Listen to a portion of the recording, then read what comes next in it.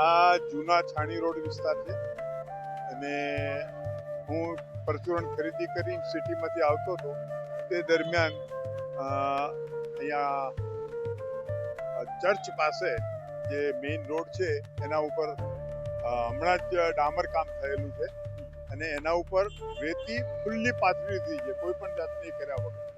અને મારા ખ્યાલ આવ્યો નહીં અને જેવી એ રેતી આવી એવી જ મારી ગાડી સ્લીપ થઈ ગઈ. મારું 2 વ્હીલર હોન્ડા છે. શું કહેશો કે આ રેતી આવી રીતે નાખવી જોઈએ ટેકનિકલી જોવા જોઈએ તો આપણે? ના, અત્યારના દિવસમાં તમારે આ રેતી કાં તો ઓછા પ્રમાણમાં નાખો અથવા ન નાખો અને પછી અથવા ધીમે અમુક અંતરે નાખો તો આવા જે એકદમ અજાણ્યા માણસ જેને ખબર નથી કે એ રેતી પાથરી છે એને આવી કોઈ દુર્ઘટના ના થાય. આ તો હું બચી ગયો, આ વ્હીકલને થોડુંક નુકસાન છે પણ બાકી કોઈ વખત આમાં માથું અથડાય તો માણસનો જીવ પણ જઈ શકે. આ રેતી તાત્કાલિક કોર્પોરેશન દ્વારા લઈ લેવી જોઈએ કે બની બનાવ ના બને બીજાની જોડે જેવું તમારી જોડે બન્યું?